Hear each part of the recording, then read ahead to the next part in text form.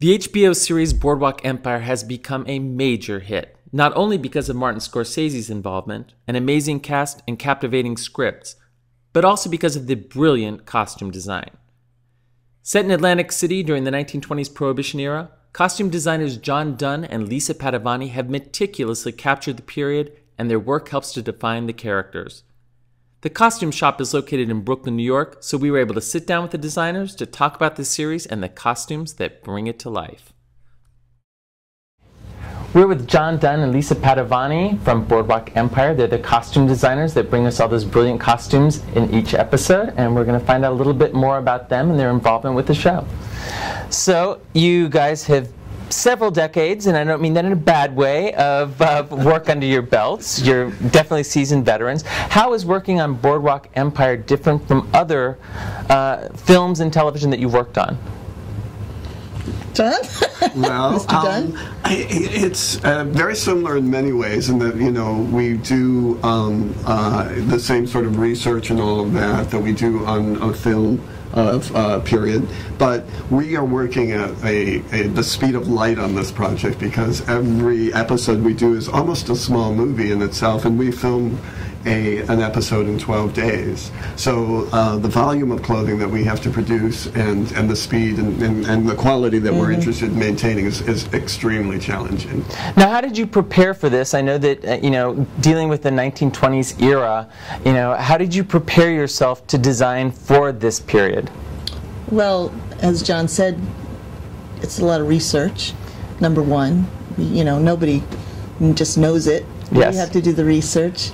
And trying to apply it to contemporary actors and the script, it's interesting. You have to interpret what the reality was, but also make it cinematic and attractive, you know, because not everything was gorgeous. Of course, all the trends, like any decade. So it's like research, quite honestly. We never stop researching. And what do you find is some of your best areas for research? FIT, Brooklyn Museum, Metropolitan? Yeah, we definitely, we use the research libraries here in New York. There's a wealth of library materials, FIT. The Metropolitan Museum, definitely. Also, here in Brooklyn, the Brooklyn Library is excellent. Okay. Also, we delve through, you know, books like this. We have this book here, which is a tailoring book from that era, from the actual era, and we collect materials like this. So you've got, like this is basically a plate that a salesman would have, like a tailor would have in their showroom or even door to door. Okay. Maybe a smaller version of this. So this is a style they would make, you know, and the men would mostly go to get their suits made for them. And then on the back, I mean, we're lucky enough to have this one because there's actual swatches. These are very rare, actually. It's very rare. Amazing. Vintage fabrics. So, you know, this is indispensable for us because a professional illustrated it. You can see all the detail. Right. They will show a side view, a back view of the jacket. So, you know, it's great. It's like, oh, here's our suit. Make this. How lucky we were to be able to find something like that in such brilliant condition as well. They don't come along very often. This is pretty rare. But it's very useful because so much of for the audience, they're used to looking at the 1920s that we're set in. They're generally used to looking at it in black and white because we have photographs and we have film, and those are sources that we research a lot just to see the detail. But we couldn't tell necessarily what all the colors were that they were wearing at the time. That's right. And that's been a real eye-opener for us as we look through these books. Men's suits were done in amazing colors. I mean, they used to, and you read about it too. The men had suits of violet and bright greens. They loved to wear color, but we don't have that sense of it. That's true. We look at it black and white, and you always kind of think of them as being very just kind of cut and dry. Yeah, sepia tones, you know. And so I think for both of us, it's been a real exciting thing to introduce color into the 20s, accurate color into the 20s that people haven't seen. And a book like this is an example of how we researched what the colors were and then selected what, you know, we wanted the audience to see so that they would see, you know, color as it really existed in 1920. I think it's paying off. I think it gives it an authenticity. Oh, that's definitely a surprise to me. As I said, I don't really think of it being a lot of color during that period as well, for menswear especially. But so maybe it'll come back into menswear today? It is already. Yeah? I think we're already starting to see the influences. I mean, the tailor who builds the suits for our show also builds for a number of lines like Rag and Bone and Band of Outsiders and Freeman's here in New York. And we're seeing a little cross-pollination of what we're doing on our show and what they're creating in the tailoring that they're doing. Oh, I love that crossover effect. Yeah. Now we're talking about an era that literally is, the show starts in 1920. Right. It's probably, we're talking 90 years ago. It's got to be hard to actually find real vintage outfits that are still usable. So do you do a mixture of some of those vintage pieces and then you make all the rest? Well, for principals, we have to make a good lion's share of it because it's not fresh enough, or, you know, the old stuff, there'd be a discoloration or a stain or it's just old, you know. You can't really put it on a leading actress or a leading man necessarily.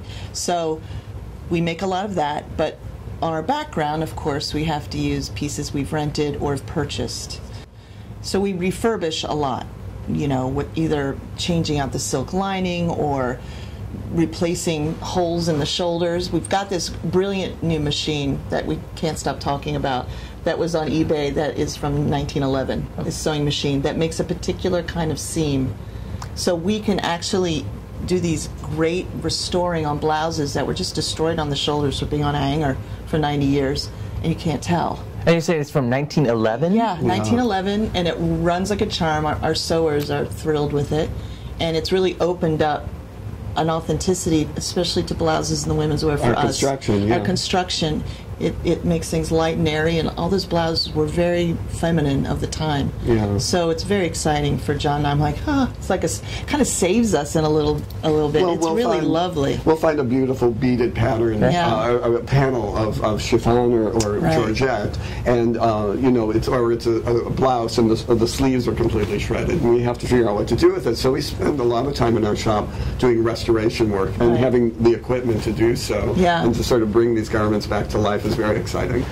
No, that's an interesting point that you're bringing up about, you know, having to have this machine from 1911 to create these seams.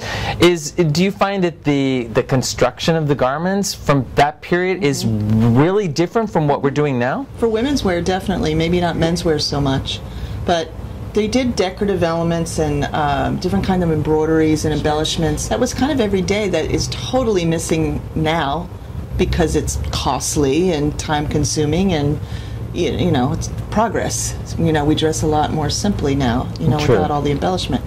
And there was a lot of embellishment for the women. Not so many prints. It was more about embellishment at the time. Prints a little later in the decade. And a lot of hand construction. A lot of clothing. You know, everybody knew how to sew back then. So people were making their own clothing. And then also the industry for building clothing, I mean, as we have now, was just beginning, and it was just in the early stages. Really. Right. They really didn't have ready to wear back then, so to speak. Not to the point where we do today. No. Yeah, but you know, you could mail order catalog clothing. I mean, there was all of that. So it was available, but it was just in its infancy, and there was still the tradition of handmade clothing and hand beaded, hand embroidered, all of that stuff, and everybody knew how to do it. So even if from the richest to the rich would pay for someone else to do it, and middle class and poor people had the skills to do those things, so they would do it themselves. So we spent a lot of time, you know, developing our embroidery work and bead work, but again, it's very labor intensive and time consuming, so whenever we can find something, we go with it. Also, you know, the real clothing from the period has an authenticity to it, and it's already got some life in it. So if we're doing a character that's, you know, not wealthy and isn't having their clothing made regularly and only has a few pieces, we want it to have some patina. We want it to have some age to it. So that's when we like to use the vintage pieces. Yeah, definitely. It makes all the difference in the world. Now you're dealing with historical figures. You know, a lot of them fictional, some of them non-fictional, and when you're approaching each character, because basically your designs for that character kind of build the essence of who that character is visually. It probably says a lot about them as an actor, what they're wearing, how they're feeling, etc. as well. How do you approach each of these different cast members and say, okay, I'm going to go this direction with them, I'm going to go that direction with this one? I know it must be a real juggling process. It's a balancing act too against each other. Right. I think maybe even more so with the men, because they're all wearing suits, so how many suits exist out there? You know what I mean? When you have a room full of men in suits. So we're lucky that we can use so much color, because it really helps us differentiate, you know, between the characters. But you're also able to differentiate, I guess, between classes and... Yeah, sure, yeah, definitely. Yes. But as costume designers, we're always doing that for characters. Yeah. When we design costumes, we're always figuring out what are the relationships between the people on camera. You know, I mean, costume design is very interesting because you're working with the actor and you're helping them reveal or hide what it is that their character hides or reveals, you know, and that's and we're just dealing with a different style of clothing, and which is interesting because the audience again doesn't necessarily know the distinctions as clearly as they do with contemporary clothing, but it's similar. I mean, so if someone is, you know, a man beautifully turned out with a shirt, tie, and suit in beautiful coordination, as opposed to something a little raggedy that he wears all day, you know, the audience is getting the idea. So we have to think about what the story that the actor is telling, you know, and what the writers are telling as well. So that influences it as well. Now, again, you've worked on a lot of films in the past, etc. When you work on a film, you're basically given a script, and you can read it from beginning to end and know everything's going to happen, plan everything out. Okay, and this, it's constantly evolving, isn't it? I mean, how far in advance do you even know what the next script is going to be? Not so far. We get an outline, you know, 3 weeks ahead maybe, if we're lucky. For an episode. Okay. A coming episode, yeah. Not for the entire No, of course, no, right. Just by episode, because they're pretty much writing it too, and it changes as the rewrites come for them. Boy, we don't get a real script until maybe a couple days before a meeting that we have to have with the director with our concepts, and then we start shooting it sometimes 2 days later. Really not kidding. Sounds like a definite pressure position. Yeah, it's pretty nuts that way. Yeah. I guess what our approach, though, is at this point, even though we don't know where a particular character's story is going, I think our technique is basically to build a closet for them of clothing, so that wherever it's taking them, we have something in their closet to play with and to take them in the right direction. So we're constantly, say for a character like Margaret, who is the leading lady, we're constantly building blouses and dresses and skirts, and we don't necessarily, and we can only build, you know, so many pieces, but we try to build up a closet so we have the elements, so that when the script does come out, we go, oh, you know, that linen jacket will work really well for this scene, or, you know, let's do something summery and light, and oh, we've got that beaded gown that we found, you know, in a closet somewhere, and that'll work for this scene. So, but that is an interesting point, because you don't have the whole arc of the character at all. Yeah, no. And sometimes we've been surprised. We're like, oh crap, if we'd only known that, maybe we could have done this. But, you know, what can you do? You know, you can only do what you know. I guess it's kind of like real life. You just never know what's going to come up. Exactly. That's true. We live in the moment like the actors. They don't know what's going to happen to them either. That's true. You know, so we kind of live in the same moment they do. So just relax, and you do come to know the characters, you know, intimately. We know each of them intimately, and what they would have and what they wouldn't. And we just, you know, dip into their closets and make it work out of that. Now, besides the color that the men wore back then, what would you say is the most surprising or the most interesting thing about that period that you've learned? Gee, I think it's really sexy. Sexier than people might think. Oh, yeah? Yeah. You know, women took off the girdles and the corsets just prior to that, right? And there was a lot of diaphanous, sheer stuff going on in evening. I mean, sheer. Much more so than, you know, what girls are wearing out now. They wear, you know, foundation garments. It's interesting, you know. No, it's interesting when you say that, because even in the early 30s, before the censors came in, you see in the movies a lot more. You see a lot of nipple. You see it. You see it, and you're like, oh, look at that. Yeah. It's pretty amazing. And it was such a radical departure from what was occurring just before. Basically, World War I is sort of the where it all changed. And I think I think that's where American fashion started coming into its own, because America started coming to its own. It basically, World War I turned America into a superpower, and they were really sort of feeling their oats here. And there's an exuberance and a freedom expressed in the clothing. And although they were still very much looking back to Europe and as leaders in fashion, there was a definite cockiness to the American style and wanting to step forward, particularly in sportswear for men and women, and this sense of freedom and getting out of the corset and just expressing yourself. Fun. And having fun. Having fun. After this really dreary, horrible experience of the war, people were ready to have a good time. And you know, I have to say too about the men, I think audiences are responding to the men too, because there's nothing like a custom-made suit. And these leading characters look like $1 million. They really do. You know, you've got these young men that never wore a suit like that as an actor, and they come in, we make these beautiful suits for them, and they look at themselves in the mirror, and they're like, wow, you know? And audiences are totally responding to that, because, you know, we don't dress like that anymore. But younger audiences especially are huge fans, like people in their 20s, of the show, and they love the clothes. And I see young men, especially in their early 20s, walking around in boaters on, and you know, band collar shirts and vests and jackets. And no longer in my 20s, but yeah, definitely I get into the look. Adding a vest, it's like, you know, putting it all together instead of just being in jeans and a t-shirt. I love it. I find it terrific, you know. I love it too. I couldn't agree with you more. That's an element of sexiness too. It's like, put it together. Put a little thought into it. And that's been fun, you know. It feels like we're introducing a new generation to a particular period and getting them excited about a new way of dressing. So that's been really thrilling. Well, I'm hoping it takes off more, kind of like the Mad Men look took off. I'm hoping it catches on a little bit more as well. Sure. Now, getting a little bit more personal, I've done a bit of research on both of you, and I'm sorry. I'm really sorry. I didn't mean it.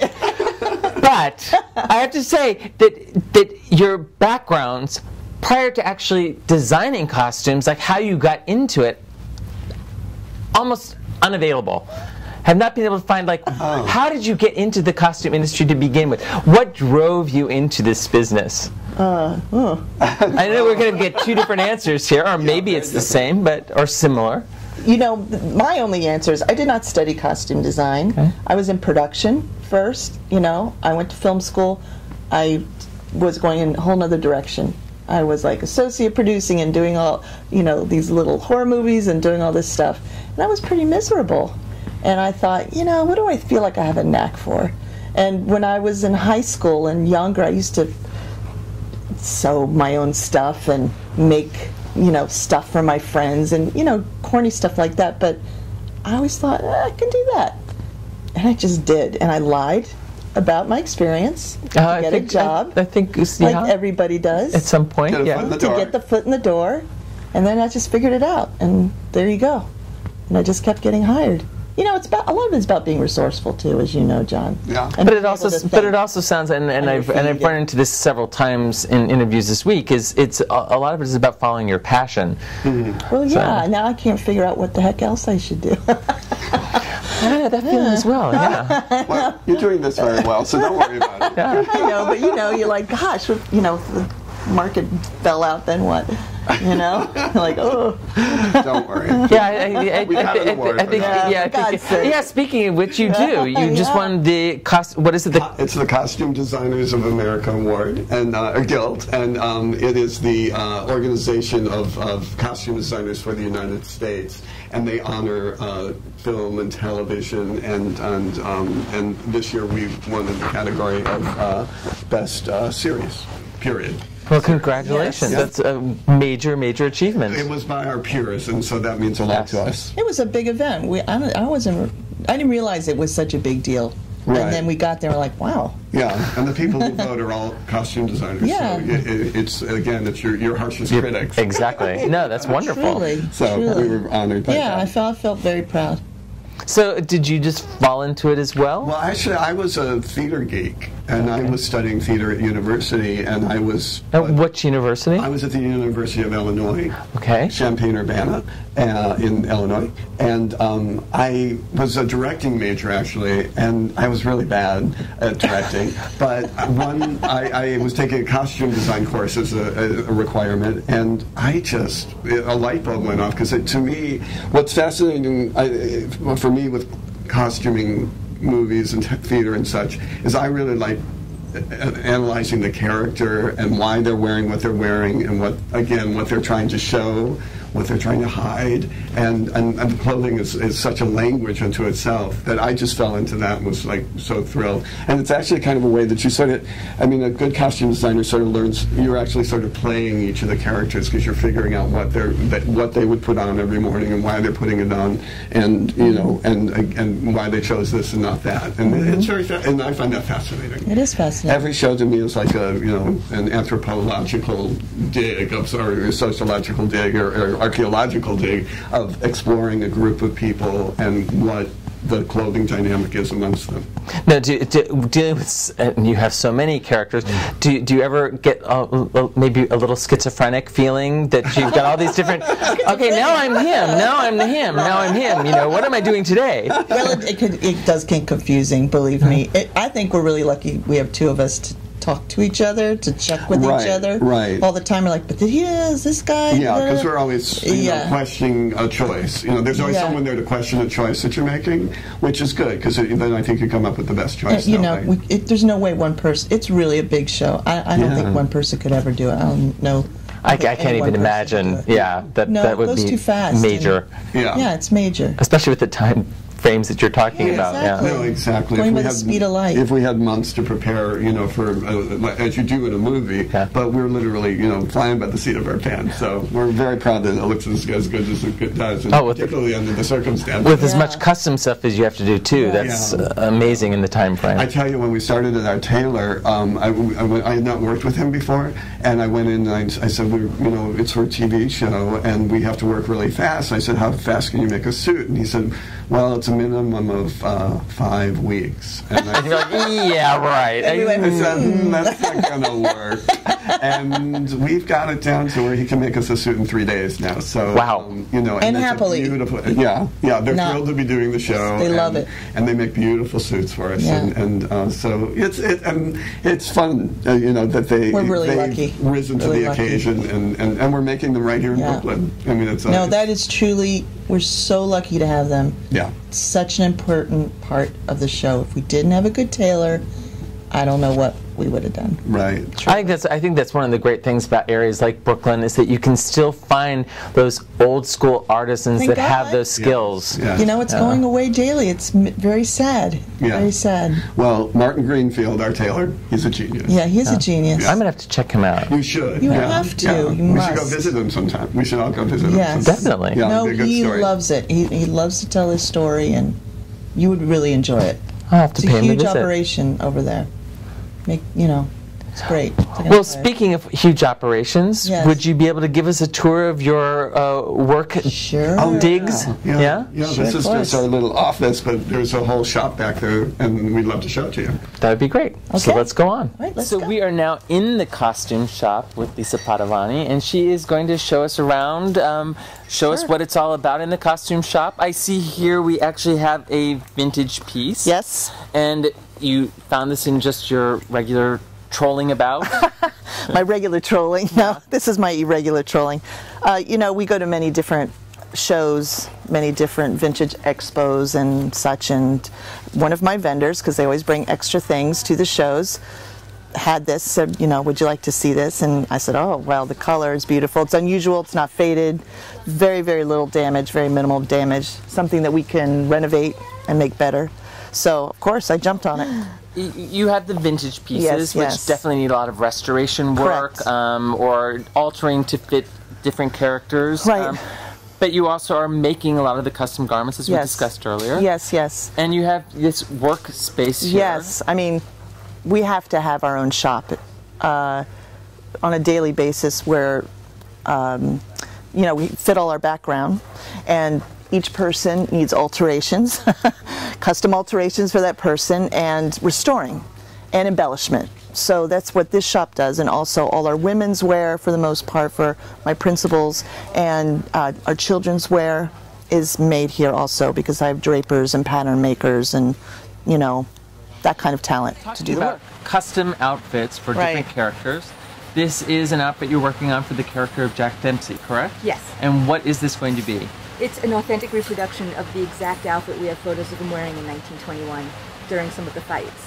Even right down to the exact cut, the exact fabric. And what is that fabric going to be? It's a wool jersey. We went through numerous swatches for you to select the one that was the most correct. And it's got a good amount of stretch. It's something in the period that they used for athletic wear, which was breathable, which a lot of people don't know wool really is. Right. And it allowed them complete freedom of movement and flexibility. So with the cut being cut for him correctly, it's also a workable athletic fabric of the period. So we're in your millinery area, correct? And who are we talking to? This is Sasha Richter. She's our milliner, restorer extraordinaire. And how did you get into millinery? I went to school for costume design, and so I studied millinery there as well. And where did you do that? At Boston University. Boston University. Yeah. Okay, and what was it about millinery that intrigued you? You know, it's been really great to get to see all these like amazing, you know, old pieces that have incredible detail work and things like that on it. So I like the sort of sculptural aspect of millinery. But she's good. She's really good at taking something apart and reconstructing it, you know? It's like disassembling it, you know? A lot of restoration. Yeah, and she's done so much restoration now, she really sees how the hats work. So when we ask her to make something, she already has the knowledge of how it's constructed now. You know, and she's learning every day because we're learning every day. It's very vast, the amount of techniques that they employed at the time. Now we're with Jeffrey Wersing, who is your textile artist. Yes. And you work on a lot of the restoration of the garments? Yes, I do both restoration and I take the new period reproduction costumes and then I have to age them to look old or used or aged or whatever, or burned or whatever the scene requires. But what's unique about this job is that we do have a lot of period pieces that come in, and I actually have to take those and restore them and bring them up to the point that we can use them and that they can look Now this is one of the authentic pieces from that period, correct? Yes, I believe so. Yes, it was just presented to me. It's my fault. Yeah. I'm always throwing things at him. I never know what I'm going to get, what challenge I'm going to be presented with. You know, I'm a big fan of the knitwear of the time, and so I've rented every piece of knitwear that exists in the United States, I think, that was available of this period, and I put this on a young lady, and it had stains, weird discoloration, fade marks, and I'm like, Jeffrey, make pretty. And he It's does. often the directive, yes. This faded old rag, could you paint in that pattern? no, and but he does. I do. No, it's a lot of that work that you're talking about. Is it trial and error, or? Well, it's skill at this point. I have a very varied background, as I was saying, in costume, working with Martha Graham for many years doing costume. I used to work with Halston, who actually introduced me to Martha Graham, etc., etc. But then I took a hiatus and went to Italy and studied restoration, art conservation in Florence. And He's way, way overqualified. So you're very lucky to have him here. Yeah, and he puts both John and I to shame for his really. But all these keep up with skills, Jeffrey. you know, come in handy in this very particular job because there really isn't another job like this in industry at the moment that requires so many varied skills. Just as we finished our tour, both Lisa and John were called off to the set for more costume work. Already a fan of Boardwalk Empire, the behind-the-scenes look has me totally addicted and waiting to see what John and Lisa will come up with next.